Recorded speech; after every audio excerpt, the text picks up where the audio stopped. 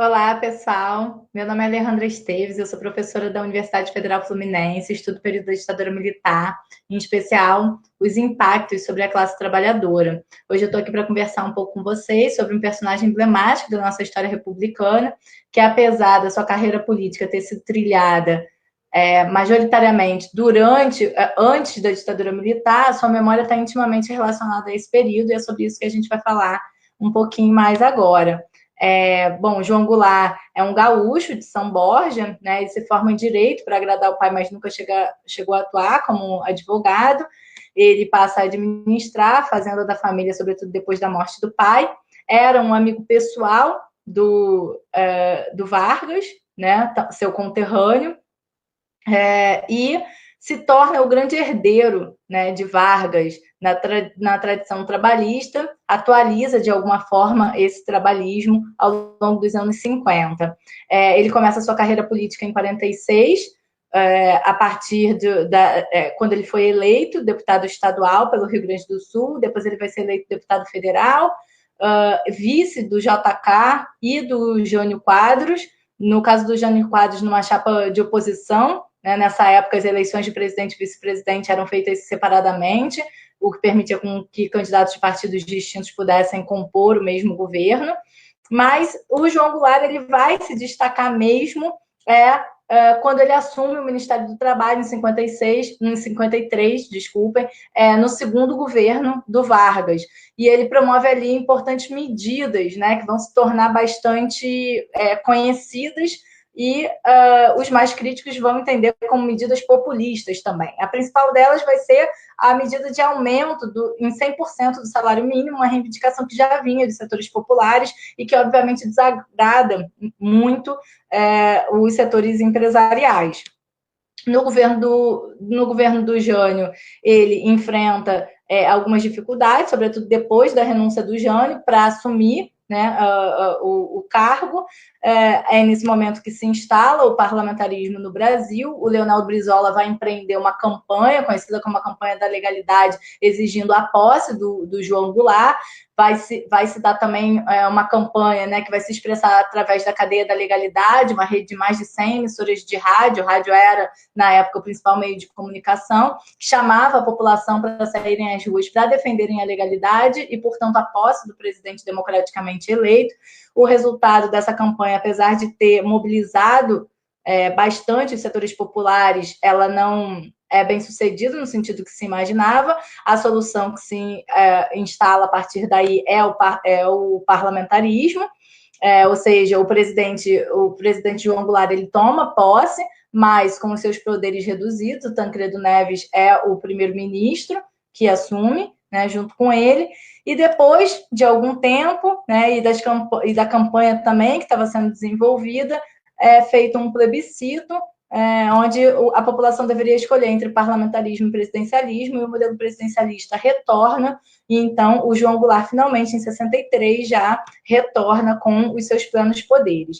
O João Goulart ele vai ficar mais conhecido, né, pelas suas reformas de base. A reforma agrária vai ser a mais polêmica, talvez, a mais incompleta também, né? Continua como um grande desafio para a gente hoje, onde se pleiteava ali a democratização do acesso à terra, onde vai se dar o Estatuto do Trabalhador Rural, que estendia os direitos trabalhistas do campo para os trabalhadores do campo, os direitos trabalhistas já consolidados na CLT para os trabalhadores urbanos, agora para os trabalhadores do campo.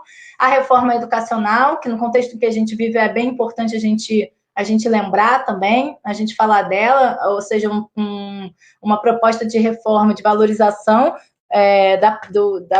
do magistério, né, dos professores e da educação pública, o combate ao analfabetismo através do método de educação popular do Paulo Freire. A reforma universitária também estava previsto dentro dessa reforma educacional.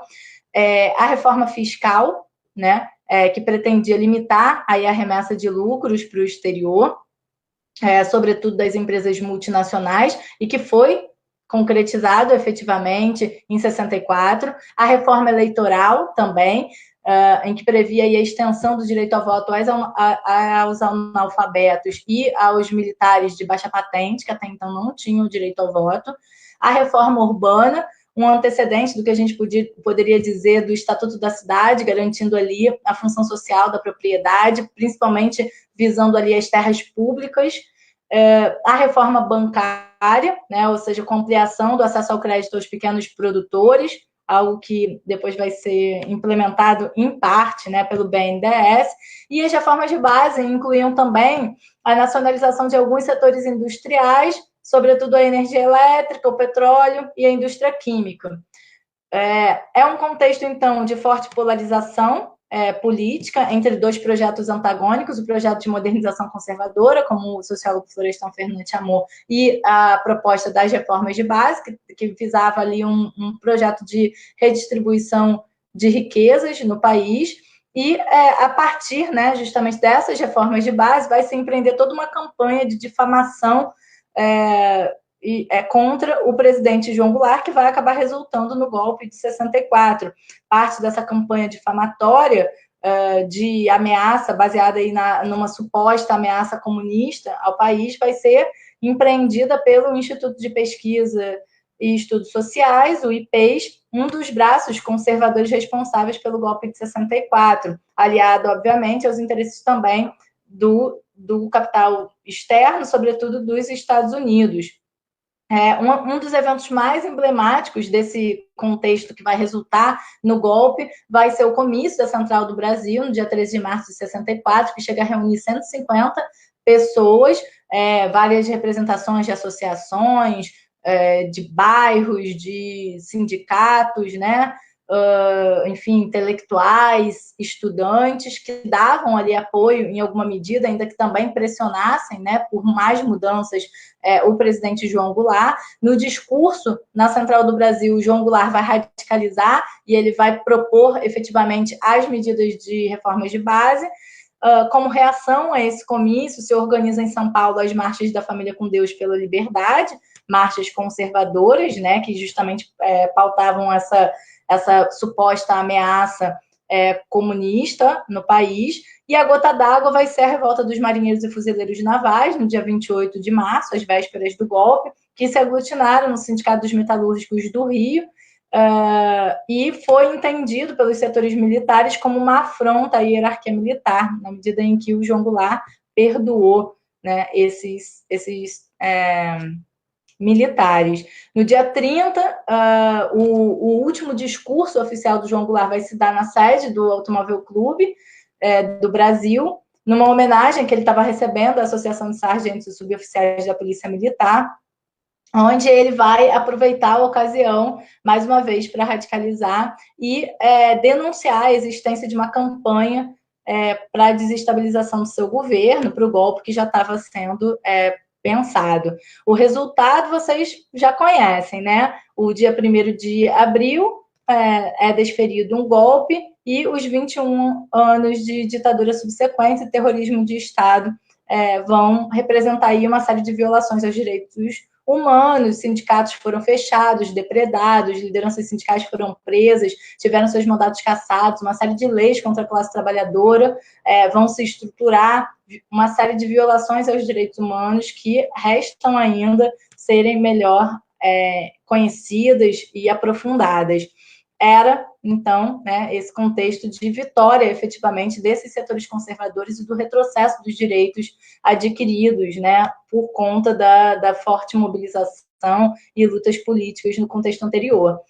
O João Goulart, ele acaba sendo condenado ao exílio, né, logo depois do golpe ele se refugia primeiro em Porto Alegre, já no dia 4 de abril ele vai para o Uruguai, depois ele se estabelece com a sua família na Argentina, numa cidade pequena chamada Mercedes, e lá em Mercedes ele vem a falecer em 76, sem nunca ter podido retornar ao seu país. Algumas cartas que ele escreve dão mostras de como ele passou por um processo de forte entristecimento, né, nesse período. O laudo oficial da sua morte atesta que ele teve um ataque cardíaco, mas há suspeitas de que ele tenha sido assassinado por agentes da Operação Condor, que era uma operação criada com o objetivo de coordenar a repressão a opositores dos regimes militares em vários países do Cone Sul.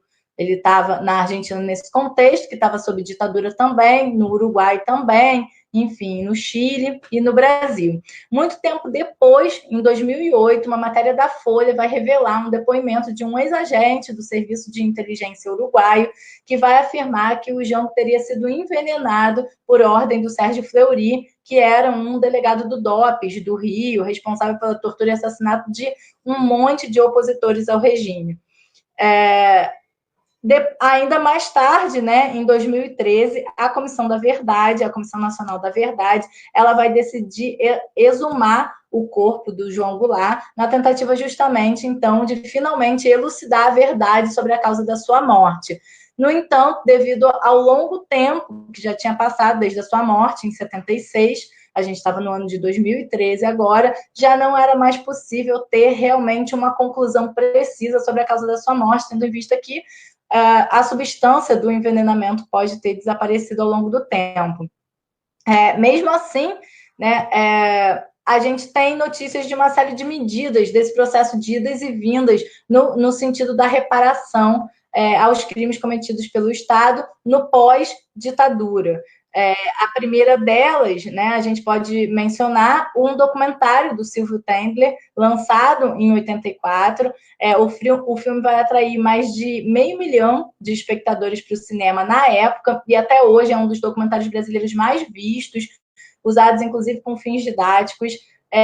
Em 92, a gente tem, durante o governo estadual do Brizola, no Rio de Janeiro, o Jango vai ser homenageado, dando nome a uma famosa via do Rio de Janeiro, a linha vermelha, que liga o Rio à Baixada Fluminense, ao município de São João de Meriti.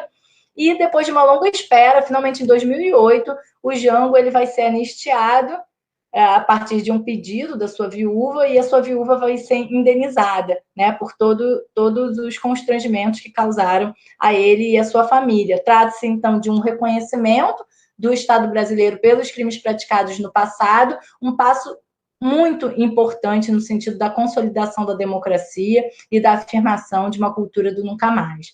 Em 2013, outro passo muito importante também na esteira da Comissão Nacional da Verdade, foi dado no sentido da reparação simbólica, quando foi feita uma devolução simbólica do seu mandato como ex-presidente João Goulart, né, que teria sido ali destituído por um golpe de Estado. Então, esse processo de resgate da memória sobre essa importante personagem que é o João Goulart foi atravessado por um processo de idas e vindas, né? Não é um caminho em linha reta, mas atravessado por uma série de idas e vindas. Com ele, muitos outros cidadãos, como ele, muitos outros cidadãos foram atingidos pela ditadura e tiveram os seus direitos violados, muitos dos quais até hoje restam sem a devida reparação.